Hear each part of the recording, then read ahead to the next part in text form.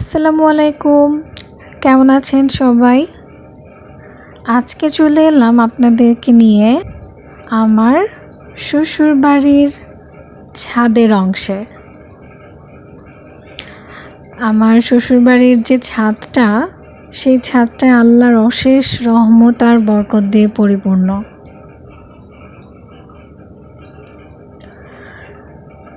একটু একটু করে আমার শাশুড়ি মা ছাদটাকে এত সুন্দর করে সাজিয়েছেন, আর সেই তার এই কষ্টের যে সার্থকতা সেটা এখন আসলে বোঝা যাচ্ছে। একদম প্রতিটা গাছে ফলে ফুলে ভরপুর মাশাআল্লাহ। আর আমার শাশুড়িকে সহযোগিতা করেছেন আমার শ্বশুর আব্বু। ওনারা দুইজন মিলে এই ছাদের গাছগুলির যে যত্ন করেন, মাশাআল্লাহ। গাছ খুবই ভালোবাসেন তারা, গার্ডেনিং করতে খুবই ভালোবাসেন। সেই জন্যই গাছগুলির প্রতি এত যত্ন করা, আর গাছগুলিও মাশাআল্লাহ ভালো রেসপন্স করেছে, ভালো ফল দিয়েছে আল্লাহ এই গাছগুলিতে। যেমনি আম গাছ, মরিচ গাছ, তারপরে শাক সবজি যে কোনো কিছু মাশাআল্লাহ যেটাই ওনারা যত্ন করে করেন সেটারই ভালো ফলন হয়, কোনো কিছুতে নিরাশ হন না।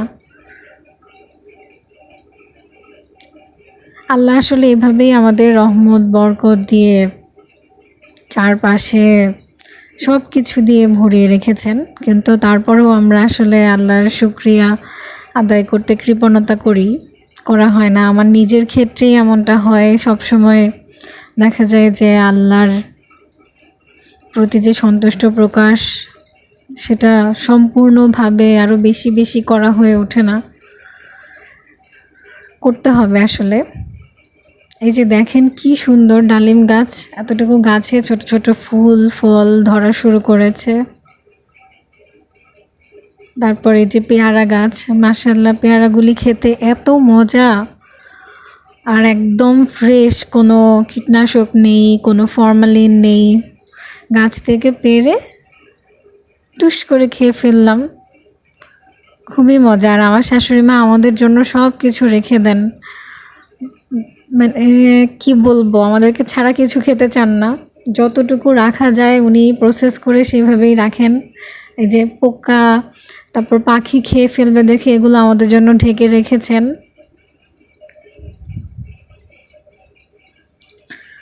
খুবই সুন্দর মাশাআল্লাহ, সব কিছুরই ভালো ফলন এসেছে। আর আমার ছেলে তো এই গাছ দেখে শুধু পেয়ারা ছিঁড়তে চায় আর আম ছিঁড়তে চায়, মানে যেটা যেটা সে হাতে ধরতে পারে সেটাই ছিঁড়তে চায়। এই যে দেখেন মাশাআল্লাহ বাঙ্গিও ধরেছে, ছোট বড় বিভিন্ন সাইজে বাঙ্গি এসেছে গাছে। একটা বাঙ্গি মাশাআল্লাহ একদম গাছ পাকা হয়ে গেছে, এই যে দেখেন। এটা জাস্ট ছিঁড়ে কেটে খাওয়ার পালা। এই যে আমও ধরতে শুরু করেছিল আমি যখন এই ভিডিওটা নিচ্ছিলাম, অনেক দিন আগেই করেছি। তারপরে এখানে মিয়াজাকি আমও ছিল, যে জাপানের বিখ্যাত আম, যে লাল আম বলে যেটাকে। খুবই সুন্দর মাশাআল্লাহ। আসলে মার এই ছাদ বাগান দেখে মনটা একদম ভরে যায়, আর আল্লাহর প্রতি শুকরিয়ার মানে মনে হচ্ছে যে সব সময় আল্লাহর প্রতি শুকরিয়া আদায় করি যে আল্লাহ এতটা ঢেলে দিয়েছেন আমাদেরকে, আল্লাহর রহমত।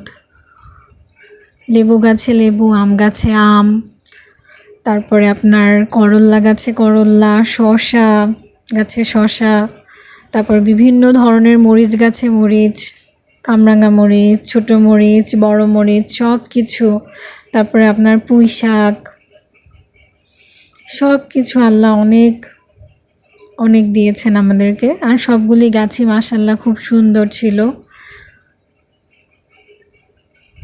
এই যে দেখেন থোকায় থোকায় মরিচ ধরে আছে।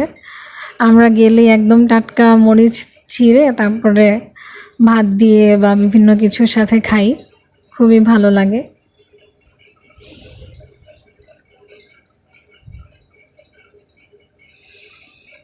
আসলে যত্ন করলে আর পরিশ্রম করলে আল্লাহ সেটার প্রতিদান নিজ হাতে দেন।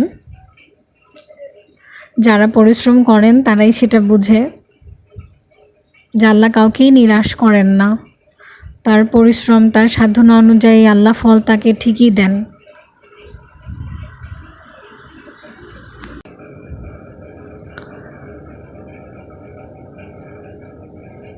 এই যে ছোট্ট পরিসরে হলেও মাশাআল্লাহ সব গাছই প্রায় আছে আমার শাশুড়ি মার। উনি একটু একটু করে সব গাছ কালেক্ট করেছেন, গাছগুলোকে যত্ন করেছেন, বড় করে গাছে ফুল ফল আসা পর্যন্ত মানে খুবই যত্ন সহকারে উনি এই কাজগুলি করেন।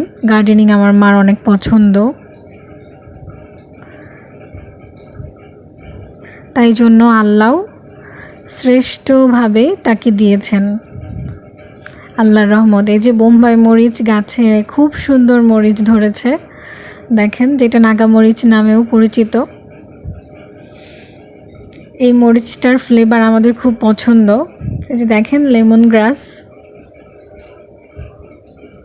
তারপর ড্রাগন গাছেও ড্রাগন ফুল এসেছে, ফল ধরবে কিছুদিন পরেই। খুবই ভালো লাগছে দেখে, মনটা একদম ভরে যায়। আর সবাই কিন্তু মাশাআল্লাহ বলতে ভুলবেন না,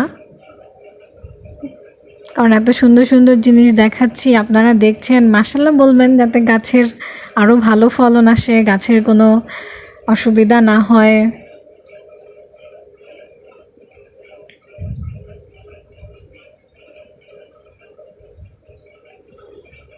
খুবই সুন্দর আসলে গাছগুলি, রিফ্রেশিং লাগে এই ছাদটাতে আসলে, খুবই ভালো লাগে। আমার ছেলে খুব এনজয় করে, সারাদিন দাদা দাদুর পিছনে দৌড়াদৌড়ি ছুটোছুটি করে।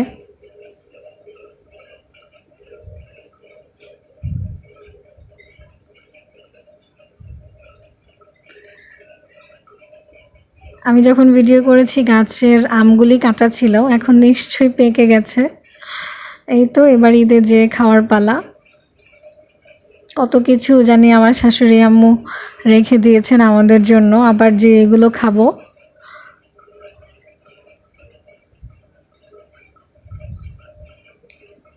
সবাই দোয়া করবেন আমাদের জন্য, আল্লাহ যাতে এইভাবেই আমাদের রহমত বরকত দিয়ে ভরিয়ে রাখেন, আর আমরা যাতে সবাই সুস্থ থাকি, ভালো থাকি। আপনারাও সবাই সুস্থ থাকবেন, সাবধানে থাকবেন, ভালোভাবে ঈদ করবেন।